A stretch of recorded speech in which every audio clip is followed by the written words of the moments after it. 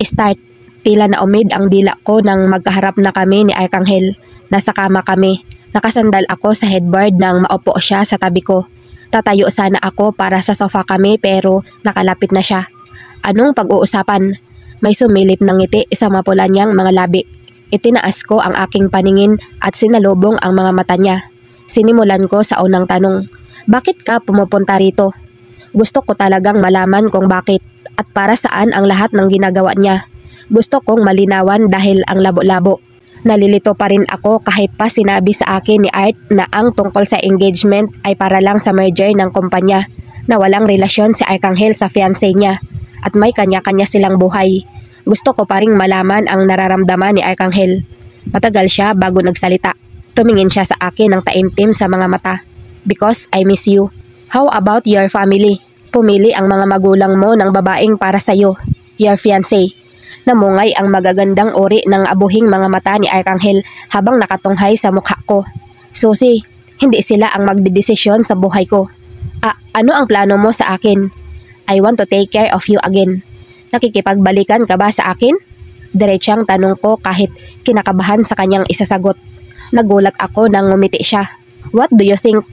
Hindi ako makapagsalita at nagsimulang pangilira ng luha ang mga mata ko habang nakatingin sa kanya. Hey, why are you crying? Bigla naman siyang nagpanik. Umusod siya sa akin at hinawakan ako sa mukha.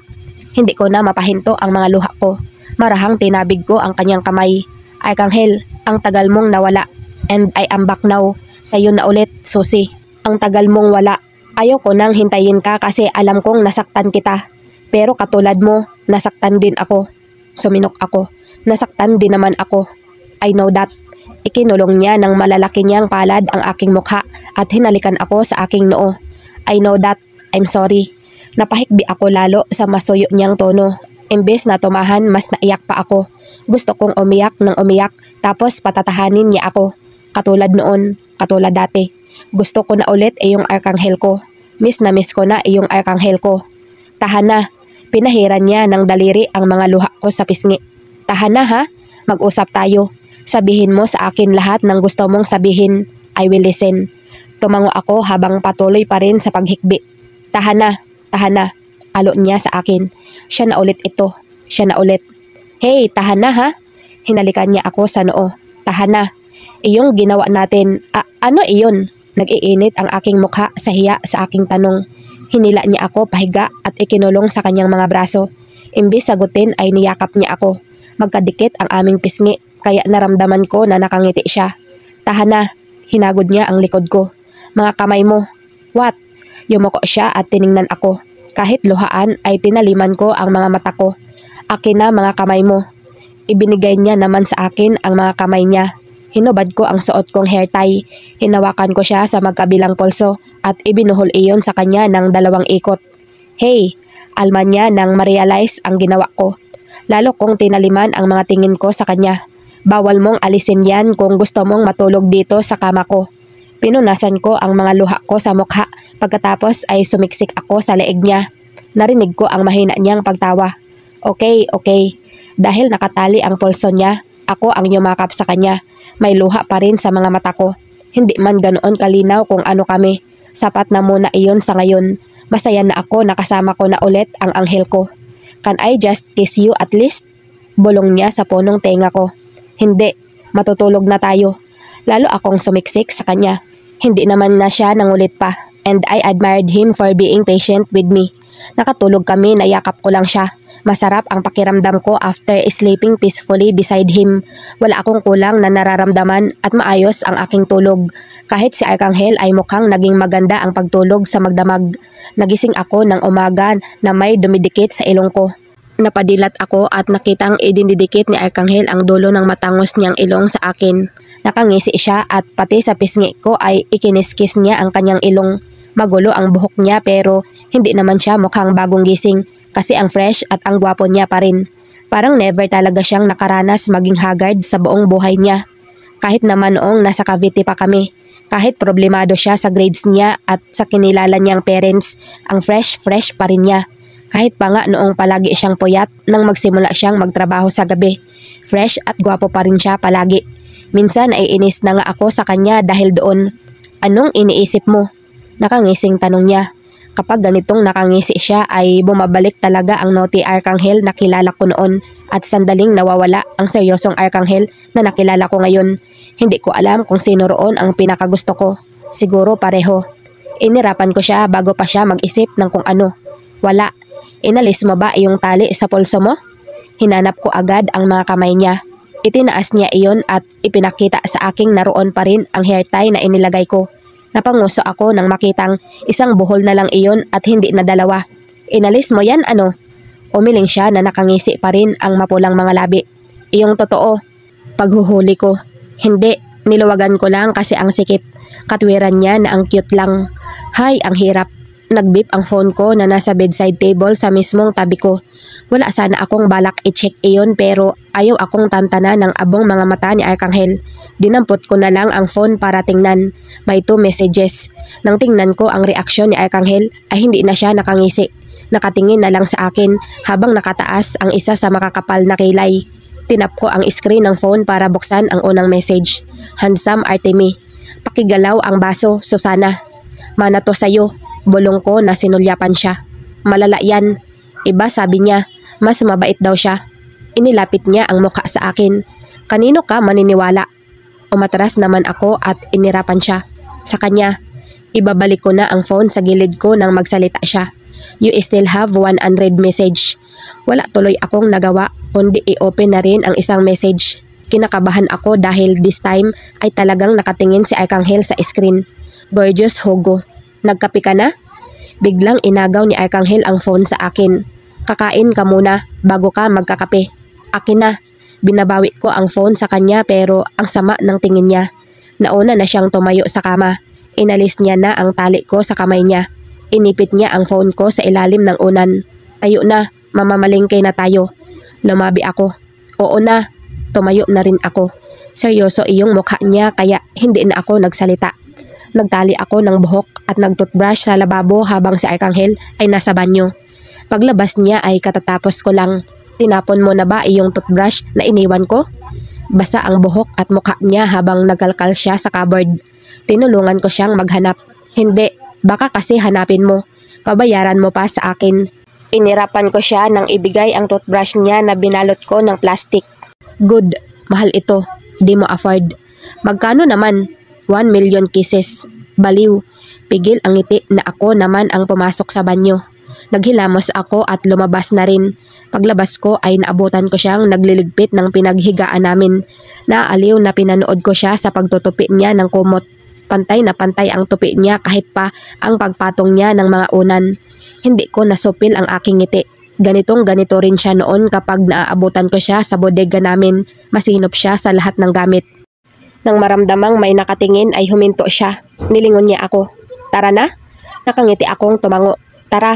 Magkasama kaming pumunta sa talipapa para mamalingke. Bagay na never ko talagang na-imagine na mangyayari. Habang naglalakad ay para lang akong nakalutang at paminsan-minsay hindi pa rin makapaniwala. Since wala akong ref, mga prutas lang at ulam para ngayong araw ang binili namin. Siya ang may bitbit. Ayaw niya akong pagbitbitin. Hinayaan ko si Arkanghel na mamili. Bumili siya ng kalahating kalabasa, isang tali ng malunggay, isang balot ng gata at mga pangrikado. Ginataang kalabasa na may malunggay, sabi niya sa akin habang nagbabayad sa tindera.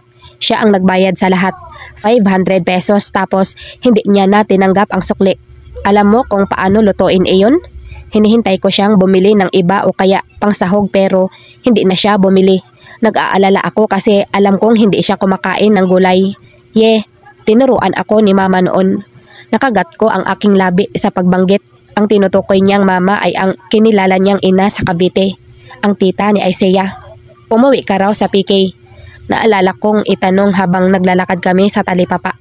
Oo, 3 beses na since umuwi ako ng Pilipinas. Kumusta ang mama at papa mo roon? Okay lang sila. Malala na nga lang ngayon ang hika ni papa. Hindi ko na siya pinagtatrabaho. Ang mama mo? Nanansya kong tanong. Hindi ko kasi alam kung okay na sila ng kinilala niyang mama. Okay naman, may times lang talaga na bad trip siya.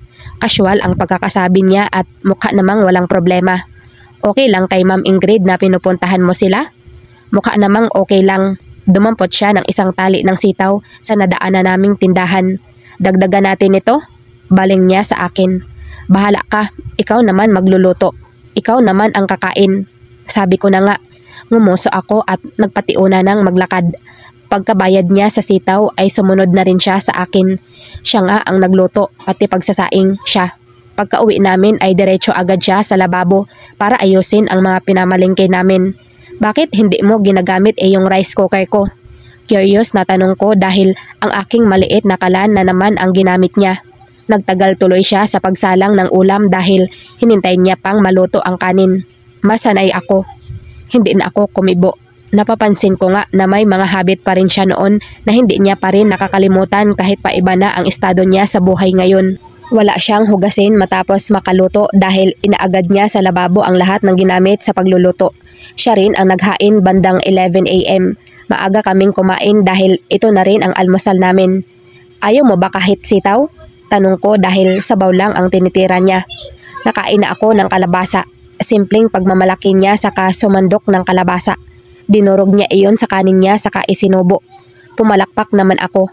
Wow, naiiling na natatawa naman siya. Hindi naging tahimik ang pagkain namin ngayon.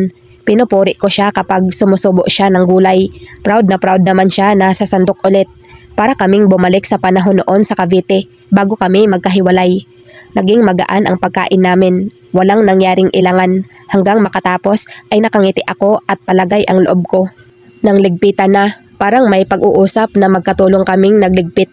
Walang bangayan, walang iwasan. Ako na ang pumesto sa lababo dahil naligo na siya. May tumawag sa kanya. May meeting yata or something na kailangan niyang puntahan. Sikapin mong makatulog kung papasok ka mamaya. Bilin niya habang nagsusuklay ng buhok. Tumango ako at tinulungan siyang ayusin ang kwelyo ng suot niyang long sleeve button down polo. Bago umalis ay hindi ako nakaiwas nang halikan niya ako sa labi. Hindi ko alam kung gaano katagal, basta habol ko ang aking paghinga nang bitawan niya ako. Nang wala na siya ay nahiga ako sa kama. May ngiti sa mga labi. Hindi pa rin ako makapaniwala sa lahat ng nangyari mula kagabi. Hindi ko tuloy alam kung magagawa ko ngang makatulog. Nag-beep ang phone ko na nasa tabi. Dinampot ko ito para lang lalong mapangiti sa aking nabasa. Hindi galing kay Handsome Artemy or Gorgeous Hugo. Iba ang nakasave na pangalan niya. Hindi ko alam kung kailan pinalitan. Hindi ko napansin. Sexy Aki, I miss you. Sa tagal ng panahon na lumipas, ngayon na lang ulit ako nagpigil ng tili. Para akong nasisiraan ng bait na namaluktot sa ibabaw ng kama. Parang ako ulit yung matabang susi noon na hindi mapakali. Iyong susi na masaya dahil sa arkanghel niya. Mas lalo na akong nahirapang makahanap ng tulog. Sinikap ko na lamang na makatulog para makapasok na mamaya. Bandang 2 PM nang nakatulog na ako. Katulad noon, ginamit ko ang masayang pakiramdam para maging productive. Inagahan ko ang gising para maaga akong makapasok sa trabaho. Umpisa ng shift ay binuhos ko ang aking sarili sa pagkukols. Sinikap kong walang mali para makabawi. First break nang ipatawag ako ng team leader. Lutang ka kaya ang dami mo ring bagsak sa QA. Hindi ka dating ganito. Maayos ka before. What the hell happened to you, Susie? Napayuko ako. Mabait naman ang supervisor ko. Talagang pressured lang siya sa trabaho kaya hindi ko siya masisisi kung bakit nagagalit siya kapag may mga empleyadong pasaway na katulad ko. Kung may problema, dapat iwan mo yan sa bahay. Kapag nasa work ka na, dapat ibang tao ka na. I'm sorry, TL. Ayusin mo, Susie. Sayang sayang ka. Tinapik niya ako sa balikat. Go back to your station. Sinikap kong mag-render ng OT para makatulong sa kulang na log-in hours ng team. 3 hours OT ako. Antok na antok at pagod na pagod ako pagkatapos.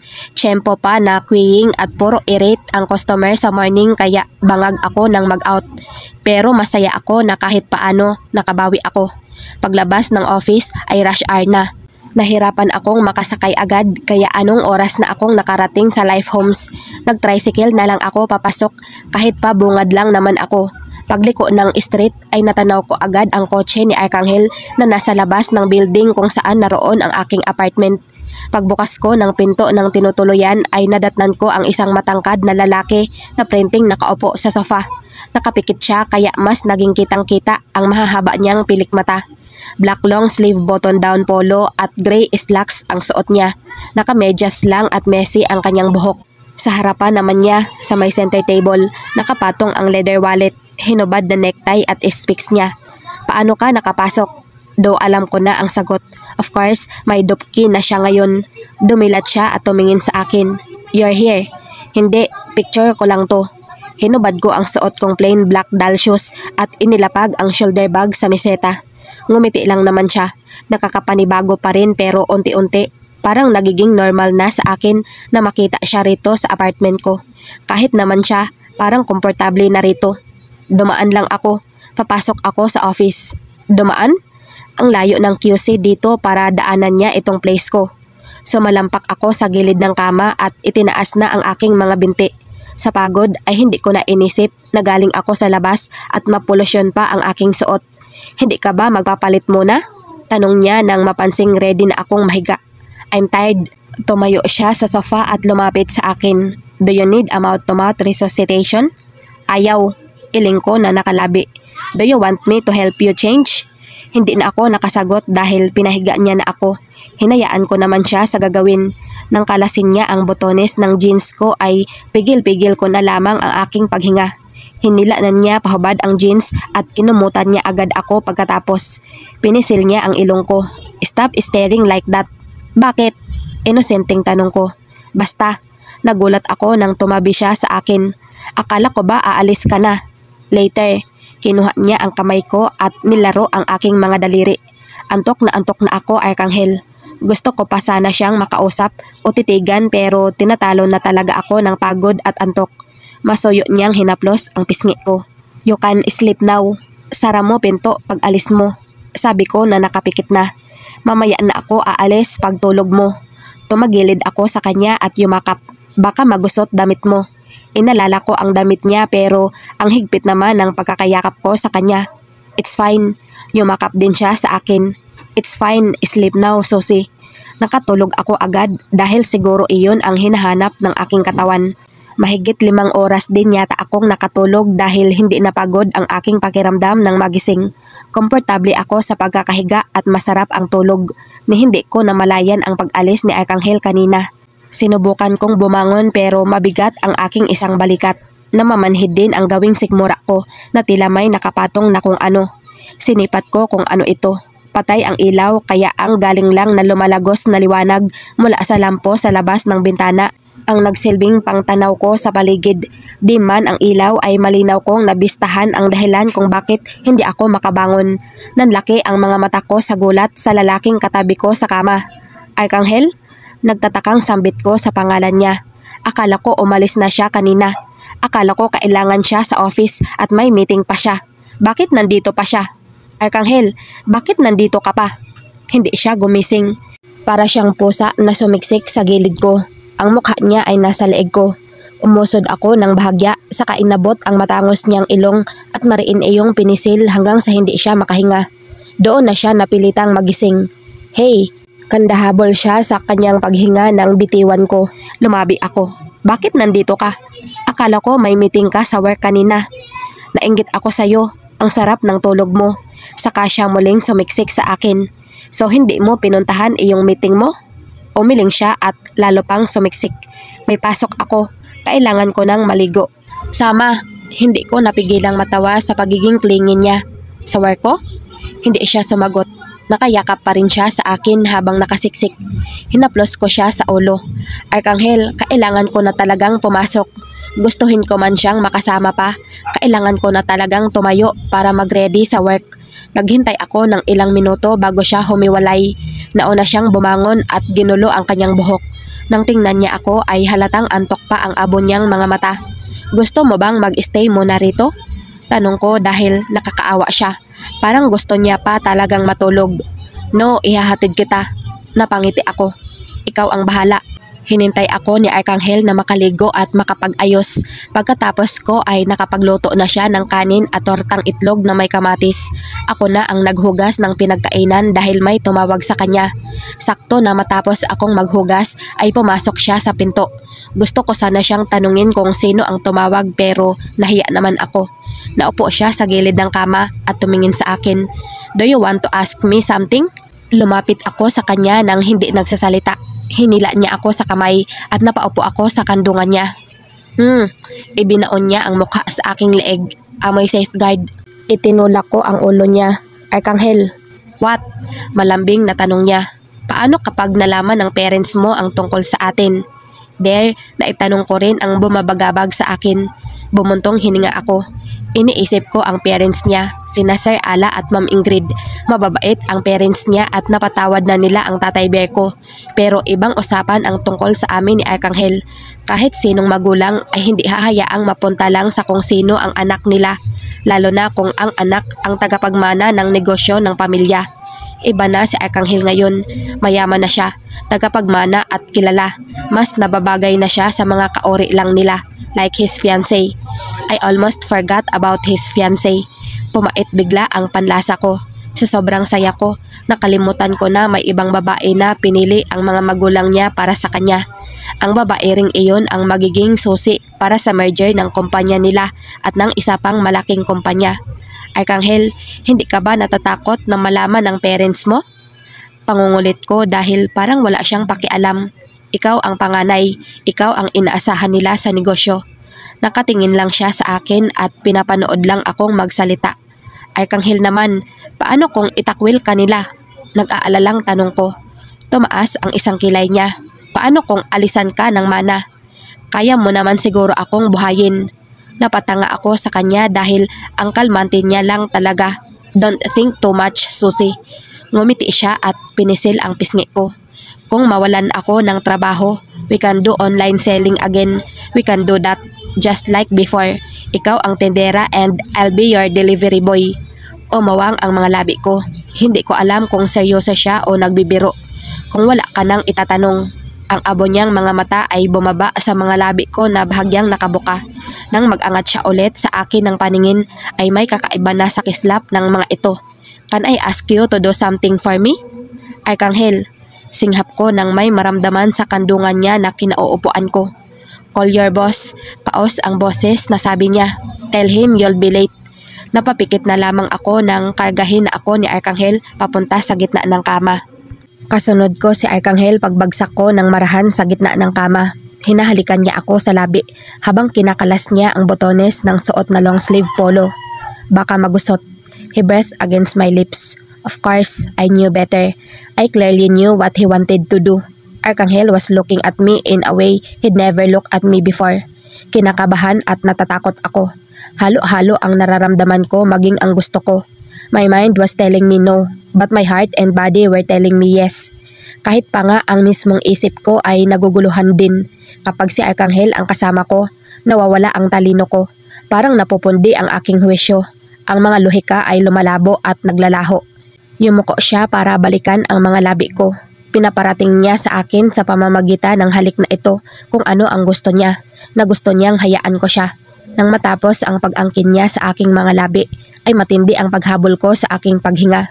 Humihingal pa ako nang hilahin ako ni Arkanghel para paupuin sa kama. He pulled my blouse off my body and unhooked my bra to take it off too. Gumapang sa katawan ko magkahalong init at lamig nang mahubaran niya ako. They're beautiful, sabi niya sa maaligasgas na boses. Nakayukong niyakap ko ang aking sarili pero itinabi niya ang mga kamay ko sa aking likuran. Nang mag-angat ako ng paningin ay nakatitig siya sa dibdib ko. He looked as if he was very pleased with what he was seeing. Sinalo niya ang kaliwa kong dibdib. Nakatitig siya habang marahan dinadama at sinusukat ng palad ang mga ito. He bent his head down so he can put my nipple into his mouth. At first, he was contented sucking it gently until he started teasing it with his tongue and softly biting it. Naramdaman ko ang marahang pagtulak ni Arkanghel sa akin para muli akong mapabalik sa pagkakahiga. Ang isang dibdib ko ay nakakulong na rin sa isa niyang palad at marahan niyang pinipisil ng kanyang daliri ang sensitibong dulo. Sa bawat galaw ng daliri at mga labi niya ay napapaliyad ang katawan ko. Huli ko nang napansin na nakalas niya na ang botones ng suot kong pantalon. May naglalarong mainit ng ngiti sa mapula niyang mga labi nang hilahin niya pahubad sa akin ang natitira kong suot. Kasama ng pantalon ko ang kahuli-hulihang manipis na saplot na takip sa aking katawan. Maliwanag na maliwanag. Wala na akong maitatago. He even spread my legs wide open so he can properly stare at it. Nang paraanan niya ng hintuturo ang gitna ay tumingin siya sa reaksyon ko. Umiwas ako sa kulay abo niyang mga mata dahil sa hiya. Yumuko siya at hinalikan ako sa sikmura pababa. Nang umabot doon sa tunay niyang sadya ang kanyang mga labi, ay napapikit ako ng mariin. Hinigpitan ko ang pagkakakapit sa sapi ng kama. He was now kissing me on my most private part. Arkanghel, hiyaw na hindi ko na napigilan. I felt his tongue enter me. The sensation was different when he used his middle finger the last time. His tongue was soft, wet, and hot inside, making me come into oblivion. Akala ko mauubusan ako ng hininga nang maabot ko ang dulo. Nanlalambot ako para alisin sa pagkakabuka ang aking mga hita. Tumayo si Arkanghel pero hindi niya inaalis ang paningin sa akin. He unbuckled his belt and unbuttoned his jeans. The color of his boxers were the same as his eyes, gray. Pero nawala rin ang atensyon ko roon nang tuluyan siyang maghubad at wala nang itinira. Madalas kong nakikita si Arkanghel kahit noon pa. Wala siyang suot na pang itaas pero hindi pa kami umabot sa sitwasyon na ganito.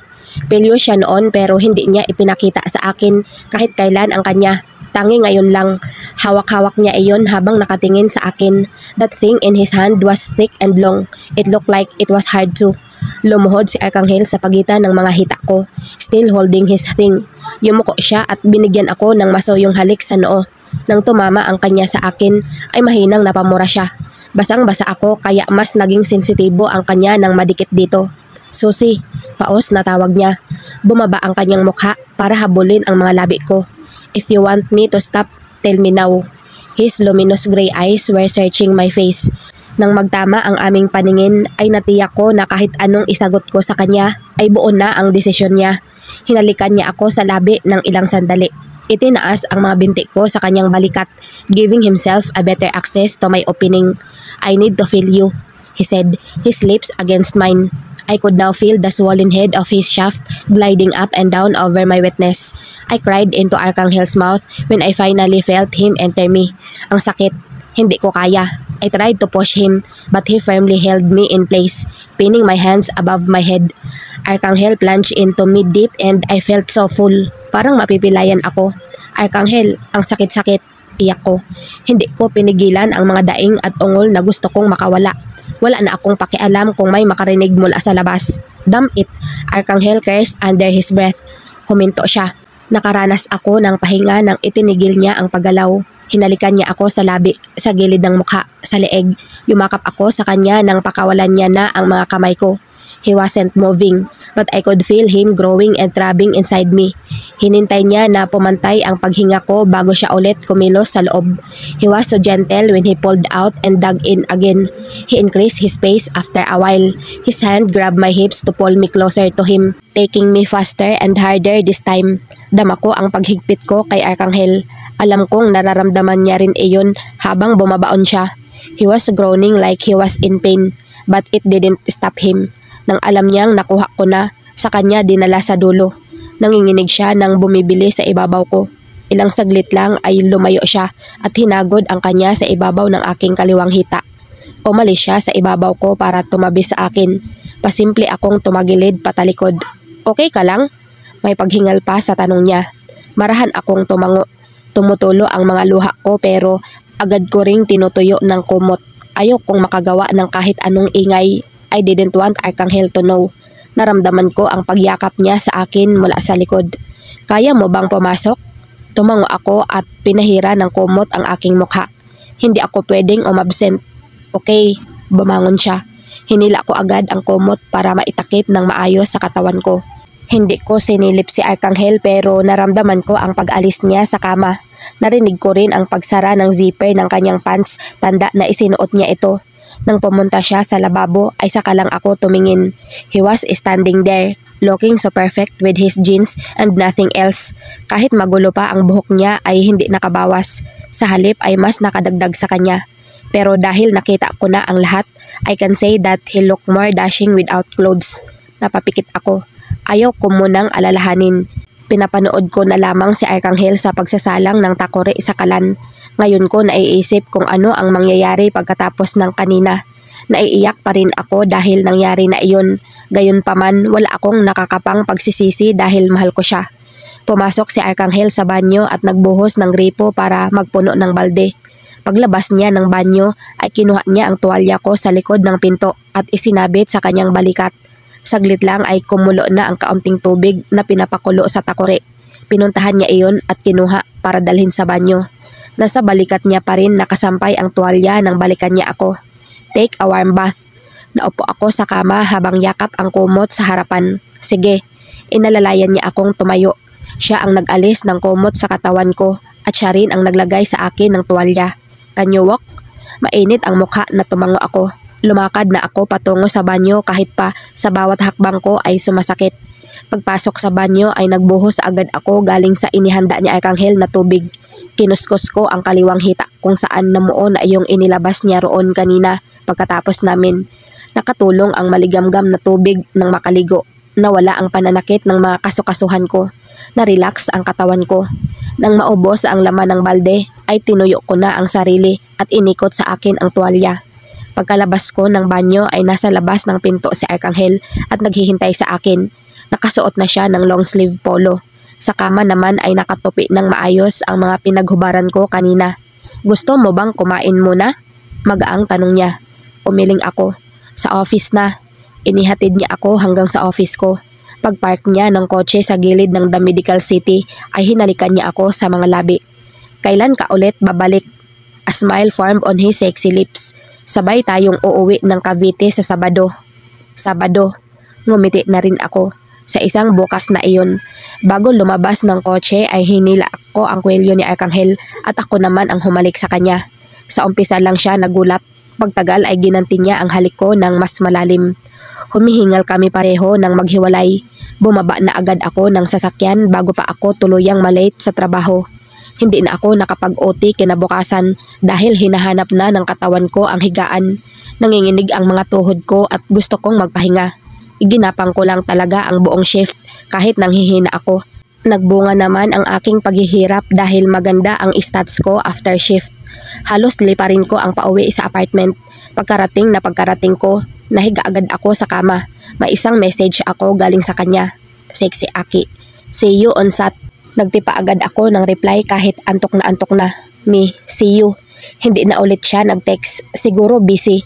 Presidente siya ng isang kumpanya. Busy talaga siyang tao at naiintindihan ko iyon. Siguro rin kaya hindi pupunta si Arkanghel ngayon at bukas na kami magkikita dahil alam niyang kailangan ko ang buong araw na ito para magpahinga. Okay na rin na wala siya kahit pa nakakamiss. Baka kasi kapag nandito siya, hindi na ako gumaling. Nag-init ang pisngi ko sa naiisip. Nagtalokbong na ako ng kumot at siguro dahil sa pagod, mabilis akong nakatulog ng sumunod na oras. Naalimpungatan ako sa mga katok sa pinto. Nang bumangon ako ay bahagyang maliwanag pa sa labas. Umalis ako sa kama at nagtali ng buhok. Nakapag-recharge na ako kaya ayos na ang aking pakiramdam. Hindi naman siguro si Arkanghel ang dumating unless hindi siya nakatiis na hindi pumunta. Pero bukod naman sa kanya, may naiisip pa akong iba. Ichinik ko muna ang phone ko bago pumunta sa pinto. Wala na talagang sumunod na message si Arkanghel. Mukhang sobrang busy niya talaga ngayong araw na ito. Nang buksan ko ang pinto ay si Hugo ang napagbuksan ko. Alam ko namang siya pero nagulat pa rin ako. Ewan ko kung bakit. Nakatulog ka na ba? He asked, smiling boyishly. Tumango ako. Mukha siyang nasa mood kaya ngumiti rin ako. He glanced at his wristwatch. Maaga pa. Kain muna tayo sa labas? Napanguso ako. Mukha namang hindi siya papayag na matanggihan. Sige na nga. Mag-ayos ka na. Hintayin kita. Diretso pasok ka na mamaya. Pumunta ako sa orokan at kumuha ng isusuot. Dinaanan ko ang tuwalya sa likod ng pinto at saka ako pumasok sa banyo. Saglit lang akong nag-shower at lumabas din. Nakabihis na ako paglabas. Nadatnan ko si Hugo na nakahiga sa kama. Ang isang braso niya ay nakapatong sa kanyang noo. Umupo siya pagkakita sa akin. Bilis mo naman, di ka yata naghilod. Inirapan ko lang siya. Kinuha ko ang suklay at nagsuklay ako ng buhok habang nakatingin sa nakasabit na maliit na salamin. Tumayo na siya at namulsa sa suot na jeans. Bilisan mo para makarami tayo. Tapos na ako magsuklay, magpupulbo na lang ako at lip gloss. Nang makatapos ako ay inila ko na ang pinto. Nauna siya sa akin sa kotse pero nang lumapit ako ay bumaba siya ulit para ipagbukas ako ng pinto. Sa loob habang bumabiyahe ay seryoso siya na nakatingin sa windshield. Palingon-lingon ako sa kanya, waiting for him to talk, pero wala. Tahimik lang siya talaga. Kapag hindi siya magulo o mayabang, ibig sabihin may iniisip siya. Hindi na lang rin ako nagsalita. Baka nga may iniisip siya na importante. Tumingin na lang ako sa labas ng bintana hanggang sa makarating kami sa 22 Prime sa 22nd level Discovery Suites, Artigas. Mahal yata rito, bulong ko. Inakbayan niya ako habang papasok kami sa resto. Anong akala mo sa akin? Walang pambayad sa mahal? Nakasimangot siya. May sinabi ba ako? Inalis ko ang pagkakaakbay niya sa akin at nauna na akong pumunta sa table namin. Hindi ko na siya hinintay na ipaghila ako ng upuan. Naupo na ako mag-isa. Nakasimangot naman siyang naupo sa katapat ko. Nang ibigay sa amin ang menu ay inabot niya iyon sa akin. Orderin mo, pinakamahal. Itsura mo. Inirapan ko lang siya ulit. Tinawag ko ang waiter at sinabi ang order namin. Ako na ang umorder pati ng kay Hugo dahil di naman siya umorder. Para lang siyang tanga na nakatitig sa akin at ngayon ako nakaramdam ng matinding pagkailang. Tag-iisang order ng steak, Caesar salad at lemon juice ang inorder ko. Nagpahabol si Hugo ng wine sa waiter. Tahimik pa rin siya habang nakatitig sa akin. Kahit nang kumakain ay hindi pa rin siya nagsasalita. Parang may malalim siyang iniisip. Hugo, may problema ba? Sumimsip siya ng wine mula sa wine glass saka tumingin sa akin. Naaalala mo noong hinalikan mo ako noon? Ha? Nagulat ako sa bigla niyang pag-uungkat ng nakaraan. After that, dumating si Arkanghel. Ibinaba niya sa mesa ang wine glass at ilang segundong nag-isip. Tapos iniwan ko kayo. Bumalik ka nang umalis siya. Nasa labas ka lang pala noon. Inaabangan siyang umalis. Maliit akong ngumiti sa kanya. Naabutan mo akong umiiyak tapos pinatahan mo ako. Hindi ka abnormal noon. Ang bait-bait mo. Matabang siyang tumawa. But still ang sama mo sa akin. Nagsalin ulit siya ng wine sa wine glass niya at tinungga iyon. Tumingin siya sa akin pagkatapos ngumiti. Diniretsa mo ako. You clearly said, kung sakaling magugustuhan kita, wala akong aasahan sa'yo. Napangiti na rin ako. Alam ko namang hindi mo ako type. Mahilig ka sa mga chicks Ang taba-taba ko noon. Tapos hindi ako pala ayos. Ngumisi siya. Paano kung type pala kita noon? Sumimsim na rin ako sa wine glass ko. Hindi ako maniniwala dahil wala kang ginawa noon kundi bisitin ako. After nang mawala si Arkanghel, binubisit pa ba kita? Nahinto sa ere ang hawak kong wine glass. Napatingin ako sa malamlam na mga mata ni Hugo. Siyempre, takot ko lang na mapikon ka. Naiiling na pinanood niya ang natitirang wine sa wine glass niya. We became friends after that night. That was the first time na nagkaroon ako ng kaibigan na may direksyon. Ayokong mawala iyon. Then you said na if there's one thing na pwedeng sumira sa friendship na meron tayo, iyon ay kung tataluhin kita. I remembered saying that to him. It was a half-meant joke. Maybe because I knew that I had nothing to offer. Sinubukan kong umiwas pero maligalig talaga siya. Kaya hinayaan ko na lang hanggang sa nasanay na rin ako katagalan na palagi siyang nandyan. Masaya ka namang maging kaibigan. Nagkadireksyon ako. Saka masaya ring nababantayan kita. Wala naman kasing ibang magbabantay sa'yo. Hindi naman ako bata na kailangang bantayan. Mahinang sabi ko. But I like doing it. Thank you. Ngumiti ako sa kanya. Grateful ako sa friendship ni Hugo. Malaking bagay para sa akin ang oras niya. Kahit magulo at matigas ang ulo niya, hindi niya pa ako binigo kahit kailan. Hindi niya ako pinabayaan. He stayed with me during the lowest point of my life. But he's back. Tumingin ulit siya sa akin. Hindi na malamlam ang mga mata. Hugo, where do I stand now? Hugo, I mean, you're friends now, right? Nagsalin ulit siya ng wine at tumungga. Nakakaila na siya.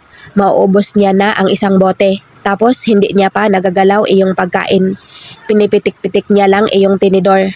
Nagsalin siya ulit at ginawang beer ang wine ng laklakin. Namumula na ang leeg at ang matangos niyang ilong. Lalo siyang naging tisoy dahil sa lights dito sa resto. Ang pula-pula pa ng mamasa-masa niyang mga labi. Hindi na ako nakatiis. Tumayo ako at inagaw ko na sa kanya ang wine glass na hawak. Magdadrive ka pa. Itinaas niya ang kamay sa ere na parang sumusuko. Sorry. Sabi niya, hindi naman muka at tunog sincere. Pinagmasdan ko siya. Formal na ulit siya. Seryoso. Humalukip-kip siya at kalmanting sumandal sa upuan. Nakipagtagisan ng tingin sa akin. Naupo ulit ako sa upuan at iniwasan ang mga mata niya. Hindi ko gusto kapag ganito siya at alam niya naman iyon. Hindi ko alam kung bakit ginagawa niya pa rin. Ubusin mo yung pagkain mo at magtubig ka lang muna. Sabi ko nang hindi siya tinitingnan. Pasimple kong inilabas ang phone ko mula sa dalang shoulder bag para i-check kung may message si Arcangel. Pero wala siyang message o kahit miss call. Gabi na pero mukhang busy pa rin siya sa work. Inaalala ko kung nakapag-dinner na ba siya o puro work pa rin ang kanyang inaasikaso. Nang mag-angat ako ng mukha ay nakatitig pa rin sa akin si Hugo. Napabuntong hininga ako. Noong mga nakaraang araw ay malabo kami ni Arcangel, pero ngayong may unawaan na kami. Dapat na siguro iyong malaman ni Hugo since best friend ko siya. About time na rin nalagyan ko ng limitasyon ang friendship naming dalawa. Alam kong mahihirapan ako dahil ilang beses ko na siyang nasaway noon, pero napasok lang sa kabila niyang tenga at labas sa kabila ang mga sinasabi ko. Wala ring talab sa kanya ang heart-to-heart talk. Nag-iisip ako nang bigla akong makarinig ng mahina pero mariing boses mula sa katabing table namin ni Hugo. "Babe, who the hell are you looking at?" Napalingon ako roon. Ang natagpuan ng mga mata ko ay ang magkapareha na tila nagtatalo. Iyong lalaki ay ini-interrogate ang kadate na babae. Nang ma-realize kung bakit ay naiiling na ibinalik ko ang paningin ko kay Hugo. Kanina pagpasok namin dito ay napapatingin na sa kanya ang mga babae na naririto. Kahit may mga kasamang kadate ay hindi sila makapagpigil na hindi siya lingunin. Maging ang ilang waitress ay pasimple siyang sinusulyapan. See? Hindi na bago ito. Kahit saan dalhin ang lalaking ito ay pinopotakti talaga siya ng mga babae. Ganoon siya kalakas. Siguro kailangan talaga naming magkaroon ng space para makahanap na siya ng babaeng seseryosohin niya. Ako na lang kasi palagi ang binubulabog niya. Right, bahala na. Pumayag man siya o hindi, kailangan ko nang ayusin ang setup namin. Umayos ako sa pagkakaupo at hinuli ang mailap niyang mga mata. "Hugo, may sasabi." "Tara na." He cut me off. "Wait." Tumingin siya sa suot na wristwatch. "Malilate ka na." Hindi niya na hinintay ang bill. Hindi rin siya gumamit ng card. Naglapag siya ng lilibuhin sa mesa na parang sobra pa sa in-order namin. Nauna na siyang tumayo. "Let's go." Tumayo na rin ako at siguro sa kotse ko na lang siya kakausapin para solo namin. "Faster, Susana." Nilingon niya ako ng bahagya. Ang bibilis ng mga hakbang niya. Tapos ang tangkad niya kaya ang hirap sumabay. Ano bang problema niya at ayaw niyang maghintay? Hiningal tuloy ako sa paghabol.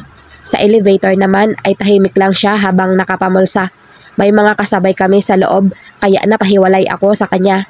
Pagdating sa ibabang floor ay nauna siyang lumabas ng elevator. Kandahabol na naman ako. Nang makarating sa parking lot ay naabutan ko siya. Hinampas ko siya sa likod. "Ano ba? Magkaka-appendicitis ako sa paghabol sa'yo." May paghingal na sumbat ko sa kanya. "Alam mo namang kakakain ko lang." Tinaasan niya lang ako ng kilay. Inirapan ko naman siya. Ako naman ang nanguna maglakad papunta sa kinapaparadahan ng kotse niya nang biglang may tumawag sa pangalan ko. "Susana!" Napalingon ako sa exit. Papalapit sa amin ni Hugo ang isang magkapareha. Ang lalaki ay agad kong nakilala. Naka-white button down long sleeve polo siya at itim na jeans. It was Artemy. Sa wakas, nasilayan ko rin si Susana. Ang lawak ng pagkakangiti niya sa akin. "How are you, ate?" Napatigil kami ni Hugo sa paglalakad. Ang kasama ni Art na babae ay sa akin din nakatingin kaya hindi ko naiwasang masdan ang kanyang kabuuhan. Mukha siyang foreigner. The woman was wearing a short maroon spaghetti strap bodycon dress. Nakalugay ang alon-along buhok at magandang-maganda kahit walang make-up ang mukha. Ngunit higit na nakakuha sa pansin ko ay ang kanyang kulay berdeng mga mata. "She's Arcangel's fiancé." Narinig kong sabi ni Hugo sa tabi ko. "She's famous in SOCMED." Biglang nanlamig ang mga palad ko habang nakatingin sa babaeng berde ang mga mata. Nakaramdam ako ng matinding kaba at takot. Nang makalapit siya ay magaang niyakap ako ni Art. "Parang ang bilog ng pisngi mo ngayon, Ate Susie ah." "She's Susie?" I was surprised she knew my name. Siguro na ikwento ni Art sa kanya. Hindi ko lang alam kung anong klaseng kwento. Lumapit siya sa akin, nakangiti. "I'm Fury." She introduced herself. Nang ibeso niya ako ay naramdaman ko kung gaano kakinis ang balat niya at nalanghap ko ang mamahalin niyang perfume na fruity scent. Habang nakatingin ako sa kanya ay ilang na ilang ako. Mukha naman siyang mabait. Sobrang ganda at sosyal niya lalo sa personal. Nakakapanliit. Para siyang manika. Kung may babaeng perpekto, parang siya na iyon. Nakukwento ka sa akin ni Art. Nakakapagtagalog din pala siya.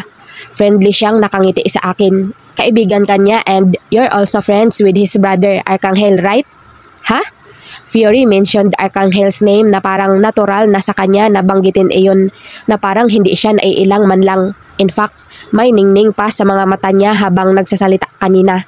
Alam ko na sa mga mata ng tao ay engaged sila ni Arcangel, pero bukod doon, gaano ba sila ka-close na dalawa? Hindi ba niya alam na ex ako noon ni Arcangel at kami na ulit ngayon?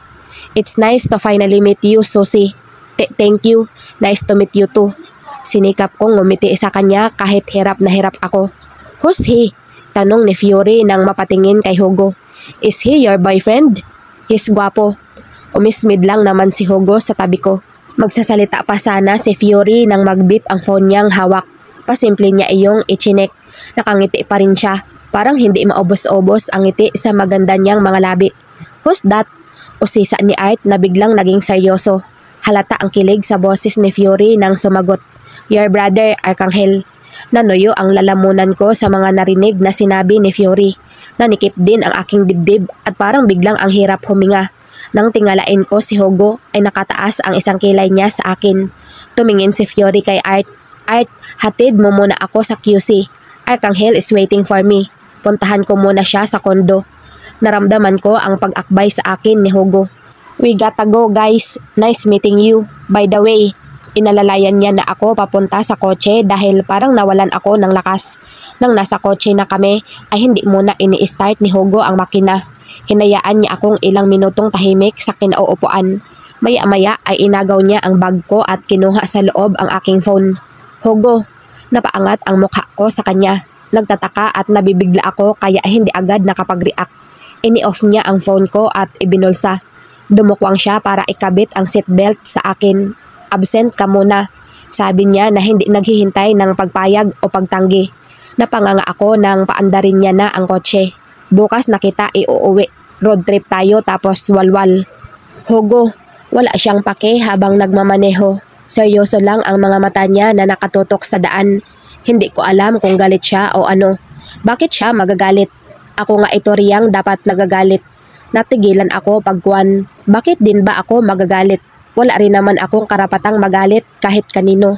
Kung magagalit man ako, dapat sa sarili ko lang. Dapat akong magalit sa sarili dahil mahina ako. Dahil mababaw lang ako. Naturingang matalino ako noong nag-aaral, pero wala pala akong sinabi sa totoong buhay. Mapait akong napangiti habang nakatanaw sa bintana ng sasakyan ni Hugo. Saan ka nakakita ng iniwanan sa ere pero naghabol pa? Lumuwas pa ng Manila para lang i-verify kung talagang iniwan na ba talaga o hindi pa. Tapos kahit nalaman ng iniwan talaga, naghintay pa rin na balikan. Hindi pa roon natapos. Lumipas pa ang mga taon na nagpapanggap lang na nakalimot. Pero hindi pa rin pala. Naghihintay pa rin pala kasi nga matalino. Nasobrahan sa talino. Hayun, nang binalikan, nawala na naman sa huwisyo. Tapos ngayon, hindi na naman alam kung saan nakalugar o kung may lugar ba talaga. Nilingon ko si Hugo. Sige na, sasama na ako sa'yo. Akin na iyong phone ko. Magte-text lang ako sa supervisor ko. Ibinalik niya naman ang phone sa akin. You only have 5 minutes. Oo na, bayaran mo araw ko ha. Hulugan ko pa SSS, PhilHealth at pag-ibig mo. Inirapan ko siya. Sama mo na iyong MaxiCare ko. Nahiya ka pa eh. Inon ko ang phone saka ako gumawa ng message for call in sa team leader ko. Sinabi ko na hindi ako makakapasok ngayon para hindi ako matag na no call no show. Humingi rin ako ng pasensya. Nag-reply sa akin si TL na okay lang since hindi kami naghahabol ngayon sa log-in hours. Mabuti naman at hindi naghahabol ang team ngayon. Kasi kung gahol talaga sa log-in hours at queuing ay pipilitin kong makapasok kahit tumalon pa ako rito sa pinto ng kotse ni Hugo. Nag-thank you ako sa reply. Alam ko na kahit nakapagpaalam ako ay kakausapin niya pa rin ako sa pagpasok. Bahala na. Para sa katinuan ko, isusugal ko muna itong gabing ito. Ibinalik ko na kay Hugo ang phone pagkatapos pero hindi ko na iyon ini-off ulit. Saan tayo pupunta? Tanong ko habang umaayos ako sa pagkakaupo sa passenger seat sa binili kong property sa Tagaytay. Napalingon ako sa kanya. Nakabili ka na? Oo. Nice. 300 square meters. May bahay na pero ipapagiba ko rin para patayuan ng bago. Share ko lang. Naiiling na napangiti na ako. Kailangan ko nga talaga itong road trip na ito. Mahaba-haba ang biyahe lalo na't inabot pa kami ng traffic sa EDSA. Dinukwang ko ang car stereo para naman maingay kami. Nang pumainlan lang na ang music sa playlist niya ay sumandal ako at tumingin ulit sa labas ng sasakyan. It's been so long since we took the time to share words from deep inside us. We're in our own world, spinning our wheels. But you know how I feel. Since the first time I took your hand, my love for you has just been growing. You always seem to understand. You know how I am. Maya-maya ay sinabayan niya na ang kanta. I'm gonna love you till the end. I'm gonna be your very true friend. Nilingon ko siya. Isa ito sa mga favorite songs namin since college. Pareho naming gusto ang Mikey Learns to Rock Band. I wanna share your ups and downs. I'm gonna be around. Nakahalukip-kip ako habang nakikinig. Kumakanta siya. Sinasabayan niya iyong car stereo habang nagdadrive. Minsan tinatapik-tapik niya pa iyong manibela kaya hindi ko mapigilang hindi matawa. When you're alone, 'cause I'm away. Don't be sad, don't be afraid. I'm gonna turn my thoughts to you, like I always do. In fairness to Hugo, maganda ang boses kahit manginginom. Sinabayan ko na rin siya. I'm gonna love you till the end. I'm gonna be your very true friend. Susana, wala ka sa tono. Shut up. Ibinato ko sa kanya yung nadampot kong tissue sa lapag ng kotse niya. Tuloy kami sa road trip plus sound trip.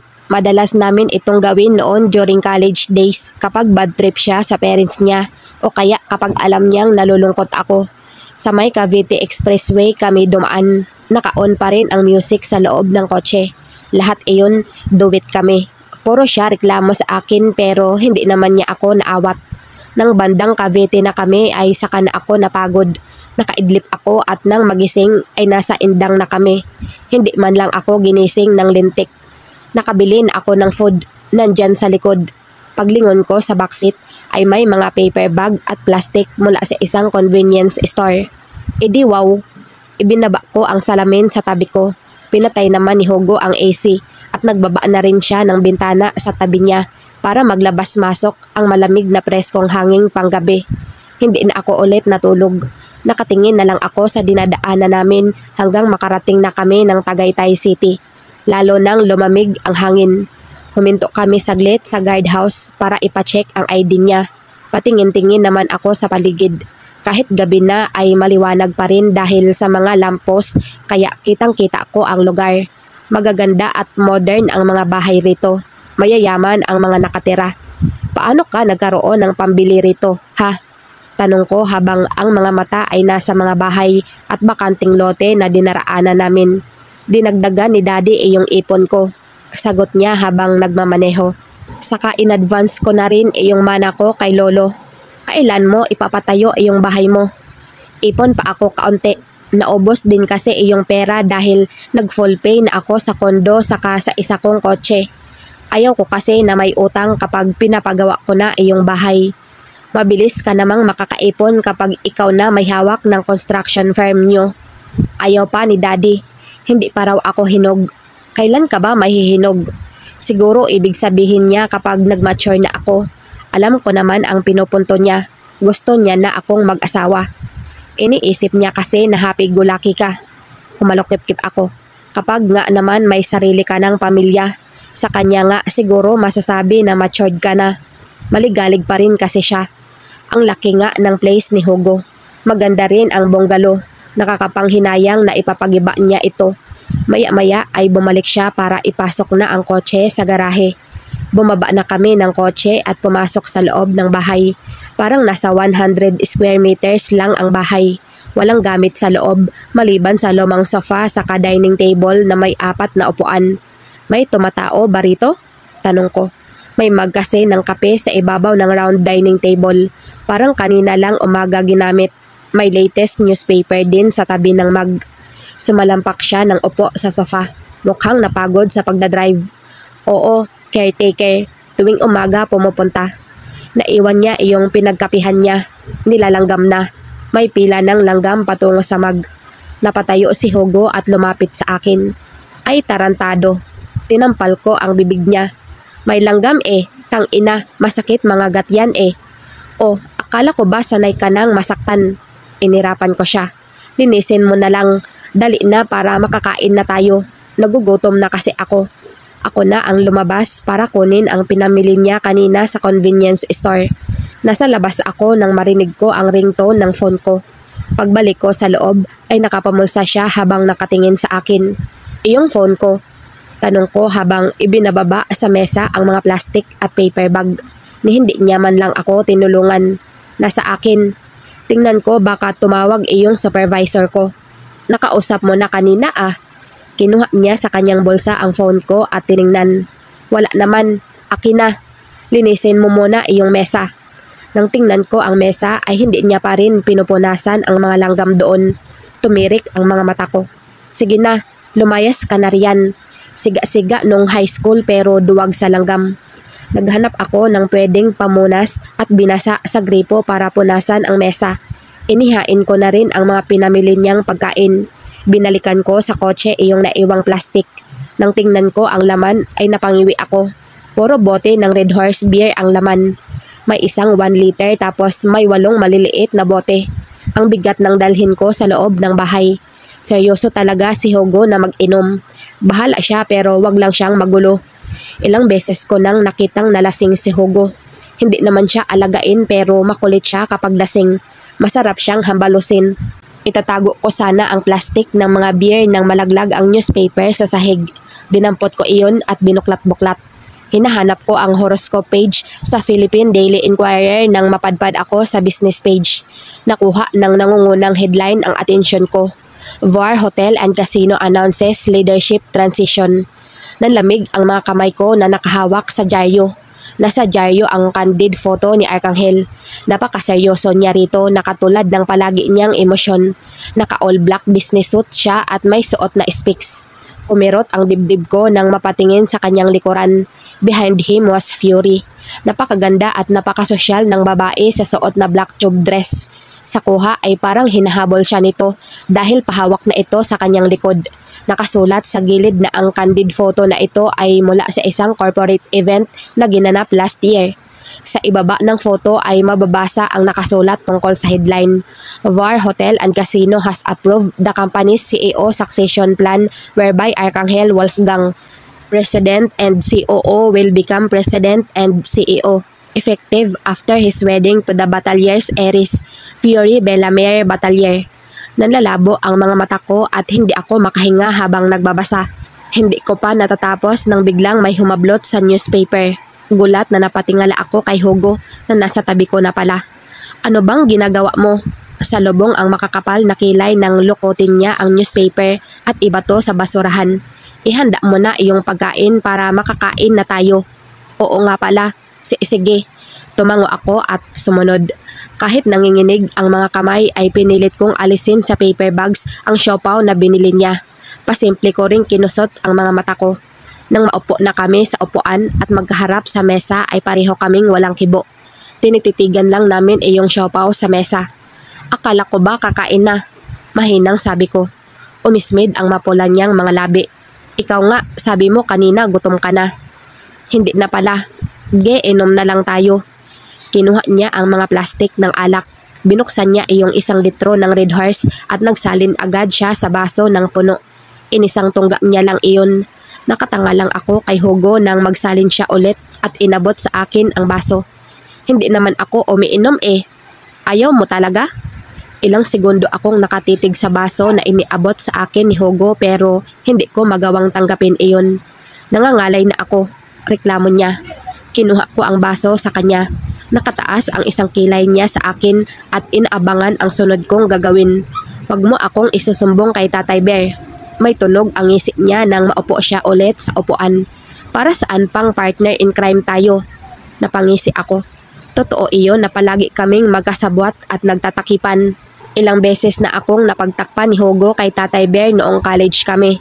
Siya ang nagtatakip sa akin kapag ginagabi ako ng uwi dahil sa mga projects, kapag nadukutan ako sa jeep, at kapag sumasama ako sa kanyang mag-road trip sa Batangas para kumain lang ng lomi.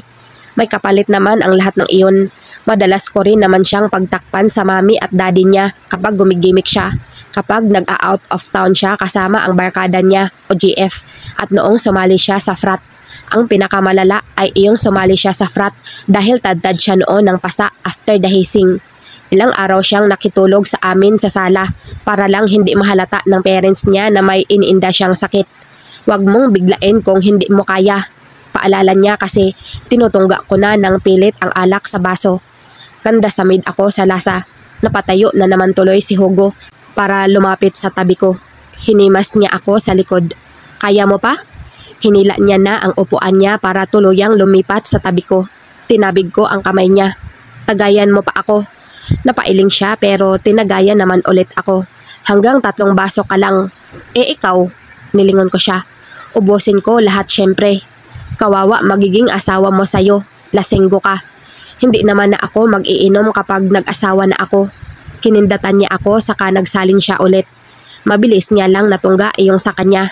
Samantalang ako ay inabot ng siyam-siyam sa pangalawa kong baso. Naiinip yata sa akin si Hugo kaya nagbukas na siya ng sarili niyang bote, iyong tinatawag niyang mocho. Doon na siya direktang tumutungga habang nakatitig siya sa akin. Nakakalimang baso na yata ako at ngayon ay hilong-hilo na. Si Hugo, ewan kung nakailang mocho na siya. Para lang siyang timang na nakatitig sa akin habang panay tungga siya. Ano, sobrang ganda ko na ba sa paningin mo? Biro ko sa kanya kasi namumula na iyong mga mata niya, pati iyong pisngi niya. Mas maganda pa rin sa'yo, Tatay Bear mo, kung naging babae. Gago ka talaga. Maya-maya ay naulinigan kong nagre-ring na naman ang phone ko. Sigurado ako kasi kilala ko ang ringtone ko. Hugo, iyong phone ko. May tumatawag sa akin. Imagination mo lang iyon. Sinalinan niya ulit ako sa baso. Last mo na ito. Ayaw ko. Tutulungan kita ubusin lahat yan.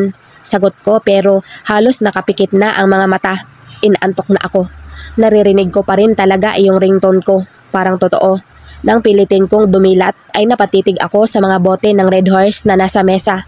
Mga wala ng laman lahat. Inubos na ni Hugo sa isang iglap. Tinirhan niya lang yata ako ng isang baso para hindi ko siya awayin. Hugo, ang dami mong nainom. Sumbat ko sa kanya. Kaunti pa nga eh. Ano? Nanlaki ang mga mata ko sa kanya. Hindi ko maintindihan ang sarili ko. Bigla na lang akong nainis sa kanya. Bakit ka ba umiinom ha? Ako lang naman ang dapat mag-iinom ngayon. Gaya-gaya ka. Dinuro ko siya. Kahit kailan talaga, inggitero ka. Nakataas lang ang isang kilay niya sa akin. Kahit kailan, masama talaga iyang ugali mo, Hugo. Salbahe ka. Ang sama-sama mo. Bakit ba bumalik ka pa ha? Dapat wag na kasi ang sama-sama mo naman. Lasing ka na, Susana. Naiiling na sabi niya. Hindi ako lasing. Napasinok ako. Masama ka talaga. Palibhasa alam mo kasing ikaw pa rin. Dinig ko ang pagtisk niya pero wala siyang sinabing kahit ano. Muli ko siyang tiningnan. Hugo, nandito ka pala. Mahina niya akong pinitik sa noo. Oo at lasing ka na. Tinabig ko ang kamay niya. Ikaw ang lasing. Tiningnan ko siya ng matalim. Yan oh, grabe ka na makatingin. Sinasabi ko sa'yo, Hugo. Palagi ko sinasabi. Ayaw ko sa'yo. Si, lasing ka na. Wala nang filter yang bunganga mo. Totoo naman kasing ayaw ko sa'yo. Napapadyak na ako. Palagi kitang pinapaalis. Palagi kong sinasabi na layuan mo ako. Bakit kasi hindi ka nakikinig? Napaiyak na ako. Bakit mo ito ginagawa? Sumandal siya sa sandalan ng upuan habang nakatingin lang sa akin. Hugo, pinunasan ko ang mga luha ko sa pisngi saka sinalubong ang mga mata niya na mabigat na nakatingin sa akin. Bakit gusto mong nasasaktan kita ha? Bakit mo ako pinapahirapan? Bakit? Kasi nga makulit ako. Baliwala niyang sabi. Nangalumbaba ako sa mesa dahil sa sobrang hilong-hilo na ako. Sabi ko magagalit ako kapag ganyan ka. Utal-utal na ang pagsasalita ko. Sabi ko ayaw ko nang ganito, Hugo. Magagalit talaga ako. Di magalit ka. Bisit. Dinampot ko ang baso ko at sinalinan ulit. Madual-dual na ako nang ubusin ang pang-anim kong baso ng Red Horse. Saktong paglapag ko ng baso ay bumagsak na ako. Akala ko sa sahig ang tuloy ko. Pero may sumalo sa akin. Matitigas na braso ang kumarga sa akin kaya lalo akong nakaramdam ng hilo. Hugo, dalhin mo na ako sa kama ko. Natawa siya habang karga-karga ako. Wala ka sa apartment mo, gaga. Basta dalhin mo na ako roon. Tapos ilak mo na lang iyong pinto pag alis mo. Tutulog na ako. May pasok pa ako mamaya eh. Hilong-hilo ang pakiramdam ko kaya wala akong choice kung hindi ang yumakap sa leeg niya. Amoy alak siya pero mabango pa rin naman kaya okay lang. Naghahalo iyong amoy ng expensive men's perfume niya sa kanoong Red Horse. Hugo, maligo ka pero wag mong gagamitin iyong tuwalya ko ha. Ang tagal niya akong karga at hindi ko maintindihan kung bakit. Ang liit-liit lang naman itong apartment ko. Katabi lang ng sofa iyong kama ah. Tapos naririnig ko na naman ang ringtone ng phone ko. Sunod-sunod. Sa wakas naramdaman ko na naihiga niya na ako sa kama.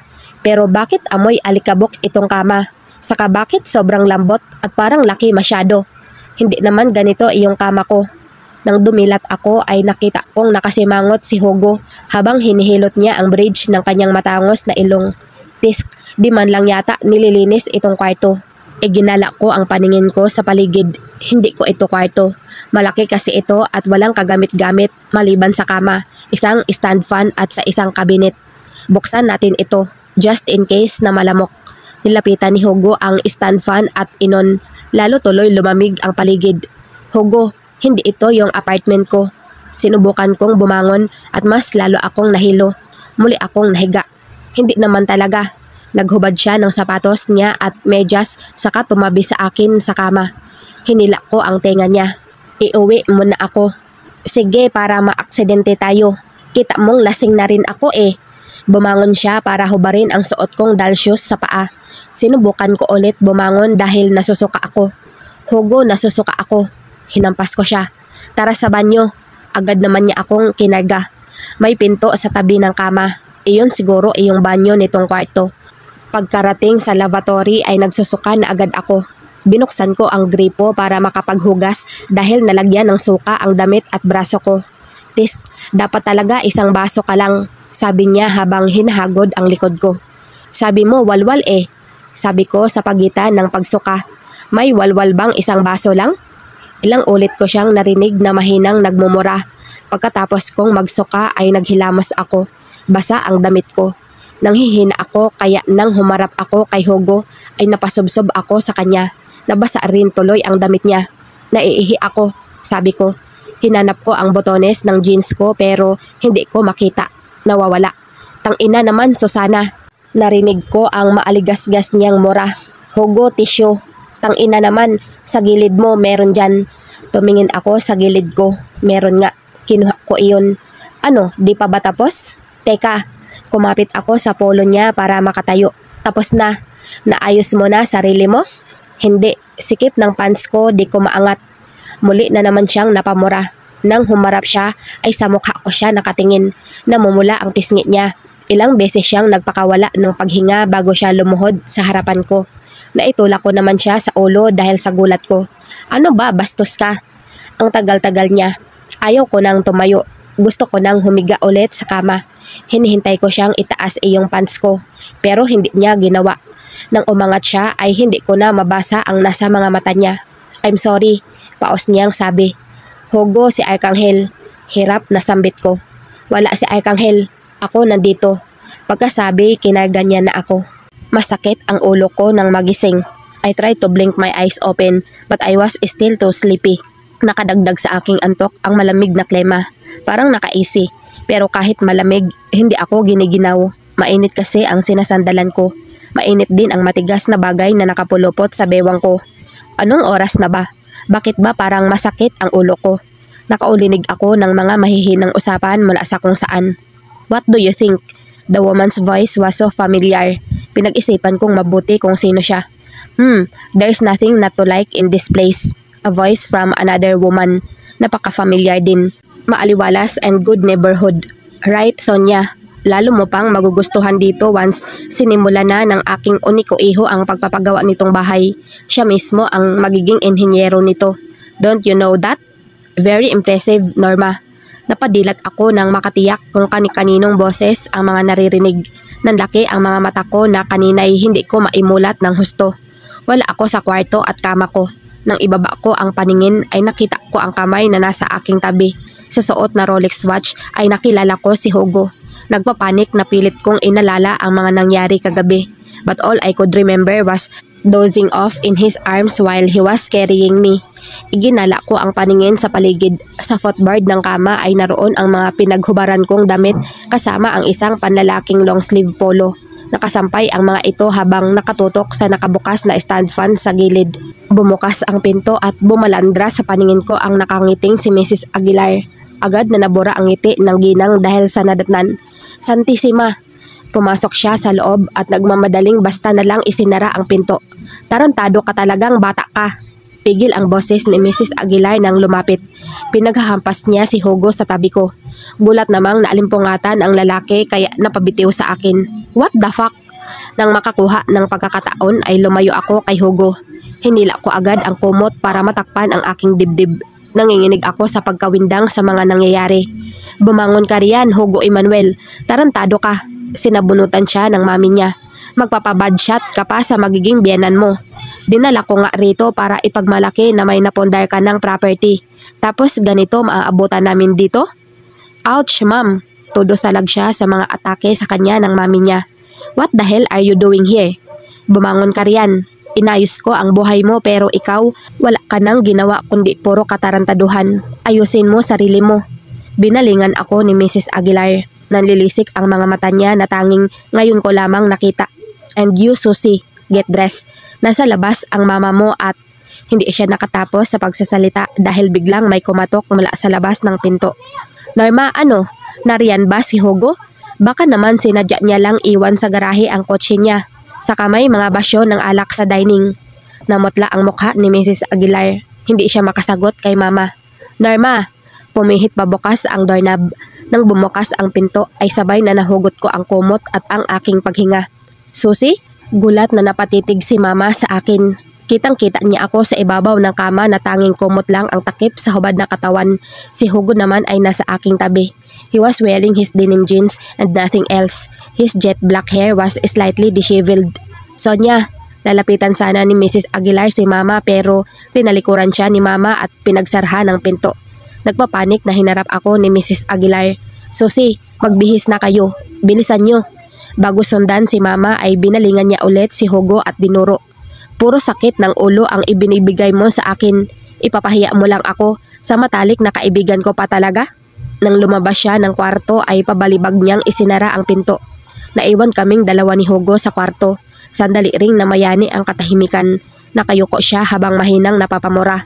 Nang tumayo na siya ay iziniper niya ang nakabukas na fly ng suot na jeans.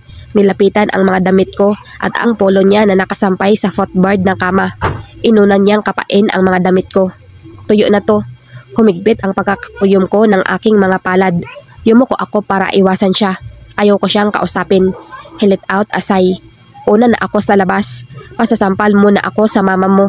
Kinuha niya ang kanyang long sleeve polo na naiwang nakasampay sa footboard at isinuot kahit gusot.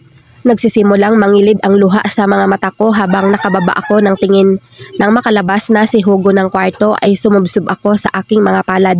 Gulong-gulo ako. Halo-halo iyong pakiramdam. Para akong sasabog. Para akong tatakasan ng bait. Gusto kong magwala. Pagsisampalin at saktan ang sarili ko. Ilang minutong inubos ko ang sarili sa mahinang paghagulhol. Tumayo ako sa kama matapos ang ilang minuto. I harshly wiped the tears on my cheeks. Sinubukan kong isuot ang pants pero hindi ko magawa ng maayos. Nanlalabo ang mga mata ko sa luha at nanginginig ang mga kamay ko sa takot at kaba. Nasa akto akong pinipilit na maisuot ang pants nang bumukas muli ang pinto. Nang tumingala ako ay nakita ko si Hugo na nag-aalalang nakatingin sa akin. Kaya mo ba? Madaling lumapit siya sa akin at maingat na kinuha sa kamay ko ang pants. Hindi ako kumikibo. Hindi ko siya tinitingnan. Basta nakayuko lang ako at nanghihina habang tumutulo ang mga luha. Susie, saka ko lang siya tiningala para saluhin ang malungkot niyang mga mata. May kinuha siyang panyo sa likod ng bulsa ng kanyang jeans. Ginamit niya iyon para punasan ang luha ko sa pisngi. Pinagmasdan ko si Hugo. Namumula ang kanang pisngi niya at halatang may sumampal sa kanya. This is nothing. Ngumiti siya ng pilit. But dito mo na lang sana ako sa kabila sampalin just in case maisipan mo. Nang mabawi ang lakas ay tinabig ko ang kamay niya at tinalikuran siya. Lumakad ako patungo sa pinto, palabas ng kwarto. Sa sofa ay naabutan ko na umiiyak si Mama habang inaalo siya ni Mrs. Aguilar. Sonia, si Susie. Pagbibigay alam sa kanya ni Mrs. Aguilar. Napaangat ng mukha si Mama sa akin. Pulang-pula ang mga mata niya nang tumayo sa sofa at lapitan ako. Susie, kinuha niya ang kamay ko at masoyong pinisil. I am not mad, anak. Garalgal ang boses na sabi niya. I'm just in shock. Bigla ay hindi ako makapaniwala na dalaga na talaga ang baby ko. Nag-aalala rin ako dahil anak, hindi pa kayo kasal ni Hugo. Hindi ka pa dapat pumapayag sa ganito. Sonia, seryoso naman ang anak ko sa anak mo, sabat ni Mrs. Aguilar. Maaari, hinarap siya ni Mama. But you cannot blame me for worrying, Norma. Babae ang sa akin, baka nakakalimutan mo. Mas agrabyado rito ang anak ko. Tiningnan ko ang mukha ni Mama. Nanikip lalo ang dibdib ko nang makita sa kanya ang sakit, galit at pag-aalala. Pag-aalala? Bakit siya nag-aalala? Bakit ngayon? Bakit hindi noong bata pa ako? Bakit hindi noong iniwan niya ako? Bakit hindi noon kung kailan kailangan ko siya? Seriously, what was her problem? Ang tagal niyang wala. Tapos bigla niyang naisipan na gusto niyang maging nanay ko ngayon? Bitiwan mo ako. Mahinang sabi ko. She wasn't helping. Lalo niya lang ginugulo ang nararamdaman ko ngayon. Hinila ko ang mga kamay ko pabitiw pagkakahawak niya. Nagtatakang napatingin siya sa mga mata ko at tila may nakita siya roon na nagpakirot ng puso niya. Wala kang karapatang mag-alala para sa akin. Bagamat mahina ay mariin ang aking boses. Kung may dapat mang masaktan, magalit at mag-alala para sa akin, hindi ikaw iyon. Susie, anak, si Tatay Bear iyon. Napahikbi ako kasabay ng pamamalisbis ng mga luha sa aking pisngi. Siya lang ang may karapatan, ikaw wala. Iniwasan ko ang akmang paghawak niya ulit sa akin. Tinalikuran ko siya at nanakbo ako palabas sa pinto. Susie, narinig kong sigaw ni Hugo. Hinabol niya ako matapos magpaalam sa dalawang babae. Naabutan niya ako na papalabas ng gate. Susie, hinuli niya ang pulso ko. Hinarap ko siya at sinampal gamit ang isa kong kamay na hindi niya hawak. Hindi ko siya sa kaliwang pisngi sinampal, sa kanan din. Bitiwan mo ako. No, matigas na tanggi niya. Ano ba, bitiwan mo ako? Uuwi na ako. Binuhat niya ako pasampay sa likod niya. Pinaghahampas ko siya sa likod. Hindi niya pa rin ako binibitawan. Halos mag-hysterical na ako. Hugo, nahihilo ako. Napakapit ako sa polo niya dahil umikot bigla ang paningin ko. Nakaramdam ako ng pagkasuka dahil sa hilo. Binuksan niya ang pinto ng passenger seat ng kanyang kotse. Doon niya ako binaba. Huwag kang susuka. Kaka-fully paid ko lang nitong kotse ko. I don't care. Dinukot ko ng dalawa kong daliri ang aking bibig pero agad niya ring hinahila ang kamay ko. Siraulo ka talaga, Susana. Mas siraulo ka. Hindi ka naman nagpapatalo eh. Bulyaw ko sa kanya. Huwag kang pasaway. Itatali kita. Banta niya. Kinabitan niya ako ng seatbelt pagkatapos ay binuksan niya ang gate na nasa harapan namin. Bumalik siya sa bungalow para kunin ang bag ko. Ibinigay niya iyon sa akin. Your phone is in there. Parang labag pa sa loob na sabi niya. Nang sumakay na siya sa tabi ko ay hindi na ako nagsalita pa. Nanahimik na ako dahil parang babalikan ang sikmura ko sa hilo nang paandarin niya na ang kotse. Naalala ko ang phone ko. Kinalkal ko ang aking bag. Kinuha ko ang phone at nanginginig ang daliring tinap ko ang screen nito. I had 50 missed calls and 20 unread messages. Ibinaba ko ang phone. Hindi ko magawang buksan ni isa sa mga unread messages na galing lahat sa iisang tao. Nagring ang phone. It was him. Nakatitig lang ako sa screen ng phone. Hinintay ko na matapos ang call. Sunod-sunod ulit ang messages na dumating pagkatapos. Tila may sariling buhay ang mga daliri ko na tinap ang inbox na isang pagkakamali pala na gawin. Namalayan ko na lang na tumutulo na naman ang mga luha ko habang binabasa ang mga bagong messages. Message 21, Sexy Aki. Why aren't you answering? Nag-aalala ako. Message 22, Sexy Aki. Nasaan ka? Pupuntahan kita. Message 23, Sexy Aki. Are you mad? Message 24, Sexy Aki. Have I done something wrong? Message 25, Sexy Aki. Kung meron, whatever it is, I'm sorry. Hindi ko na binasa ang iba dahil hindi ko na kaya. Umiiyak na lang ako habang nanginginig na nakasubsob sa phone ko. Wala namang kibo si Hugo sa tabi ko. Mahigpit ang hawak niya sa manibela at seryoso ang mga mata niya na nakatuon sa daan. Nasa indang na kami nang tumahan ako. Matagal-tagal din nang magsalita siya ulit. Are you hungry? Hindi ko na siya pinagkaabalahang sagutin. Tulala lang ako sa pagtitig sa labas ng bintana ng sasakyan. Susi, tinapunan ko lang siya ng matalim na tingin at pagkatapos ay bumalik na ang mga mata ko sa bintana. Narinig ko ang pagpapakawala niya ng buntong hininga. Nothing happened. Humigpit ang pagkakahawak ko sa phone nang marinig ang sinabi niya. You know, I can't do that to you. Dama ko ang pait sa boses niya habang nagsasalita. Bakit nakahubad ako? Mahina lang ang pagkakatanong ko pero mariin. Hindi pa rin ako sa kanya tumitingin. Susi, nagsuka ka kagabi. Pati nga ako ay nasukahan mo. Nilabhan ko sa banyo iyong marumi mong damit. Isinama ko na iyong polo ko dahil nga may suka na rin. Wala naman akong stock na damit dito para pagbihisan natin. Hindi na ulit ako nagsalita hanggang sa makarating na kami sa General Trias. Sa bahay namin sa barangay Pasong Kawayan 2 niya na ako inihatid. Nang huminto na siya sa gilid ng kalsada ay sinubukan ko agad na buksan ang pinto ng kotse. Pero ayaw bumukas, nakalak. Nilingon ko siya. Hugo, bababa na ako. He let out a deep sigh before looking at me. Susi, I love you. Buksan mo na ang pinto. Malumanay pa rin ang tono ko. Akala ko ay nagkakaintindihan na kami na hanggang pagkakaibigan lang ang pwede. Kaya hinayaan ko siyang manatili sa aking tabi. Susana, hindi mo ba narinig? Malungkot ang boses na tanong niya. Sabi ko, buksan mo ito. Hindi ko na nakayanan. Sa tindi ng emosyon ko ay nahampas ko na ang pinto. Susana, sabi ko, mahal kita. Tiningnan ko lang siya. Susana, tayong dalawa iyong matagal nang magkasama. Tayong dalawa ang naiwan sa isa't isa. Tayong dalawa lang. Bakit parang nakalimutan mo na? Nangunot ang noo ko kay Hugo. Parang sinasabi niyang wala na kaming choice kundi ang isa't isa. Total kami lang dalawa ang magkasama noon pa. Hugo, sa buong pagkakataon ba na magkaibigan tayo ay iyan ang nasa isip mo? Matabang na tanong ko. Gumuhit ang pait sa mga mata niya. Naiiling na pinindot niya sa harapan ang button para sa lock. Huwag ka munang magpapakita sa akin, Hugo. Hindi ko na siya hinintay na pagbuksan ako ng pinto ng kotse. Mabilis akong bumaba at pumasok sa gate namin. Nanginginig ang mga tuhod ko habang naglalakad. Pagpasok ko sa bahay ay naabutan ko si Tatay Bear na nagkakape sa sofa. Susana? Gulat na napatayo siya gamit ang kanyang saklay. Nagulat siguro siya na hindi pa Sabado ay naririto na ako. Humakbang ako palapit sa kanya. Tatay Bear, nang makita ko siya ay saka ko naramdaman kung gaano ako nagsisisi sa lahat ng mga nangyari. Pakiramdam ko, malaki ang naging kasalanan ko sa kanya. Anak, anong problema? Bumakas ang pag-aalala sa mukha niya nang makitang lumuluha ako. Sorry po, Tatay Bear. Iyak ko sa kanyang balikat.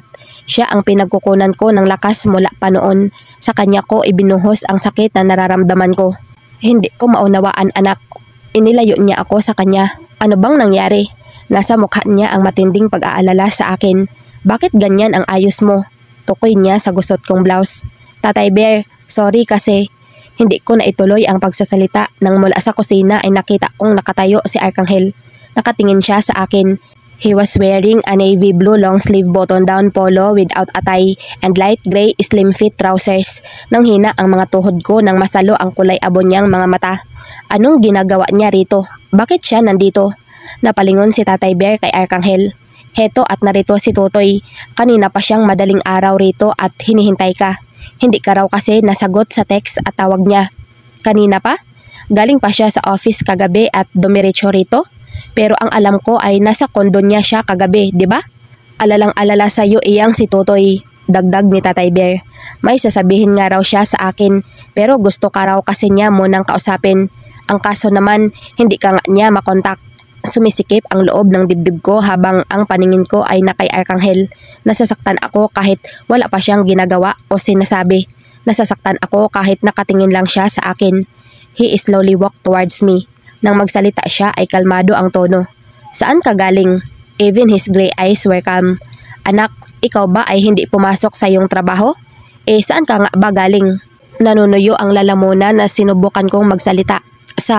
She's with me, Mang Andres. Nanigas ang leeg ko nang marinig ang boses ni Hugo mula sa pinto. Sumunod pala siya sa akin. Kasama ko ho si Susi magdamag sa property ko sa Tagaytay. Nakapasok na si Hugo sa sala. Anong sinasabi mo, Hugo? Kunot ang noong tanong ni Tatay Bear sa kanya. Magtatanong pa sana ulit si Tatay Bear nang magring ang kanyang phone sa bulsa ng suot na baggy capri pants. Napatingin pa siya sa akin bago niya iyon sagutin. Hindi ako makagalaw sa kinatatayuan habang pinapanood ang reaksyon ni Tatay Bear. Ilang minuto ang lumipas na hindi siya nagsasalita at nakikinig lang sa kung sino ang tumawag sa kanya. Hindi ko alam kung sino, pero may hinala ako. Nang ibaba niya ang cellphone ay seryoso at wala na ang bait sa kanyang anyo nang tingnan niya ako. Tumawag ang mama mo, Susana. Pati ang tono niya ay hindi na malumanay. Nang lumapit si Hugo sa akin ay hinarang siya ni Arkanghel. Hahawakan sana ako ni Arkanghel sa pulso nang hilahin ako ni Tatay Bear patungo sa gilid niya. Nagsalita si Hugo pero ang walang takot niyang mga mata ay nakatutok kay Arkanghel. Mang Andres, handa ho ako sa kahit anong desisyon niyo para sa amin ni Susie. Nang tingnan ko si Arkanghel ay nag-iigting ang kanyang panga habang masama ang titig niya kay Hugo. Toy, umuwi ka muna, mariing sabi ni Tatay Bear sa kanya. Pagkatapos ay hinarap si Hugo. At ikaw lalaki ka. Hintayin natin ang mami mo at mama ni Susana. Mag-uusap-usap tayo rito.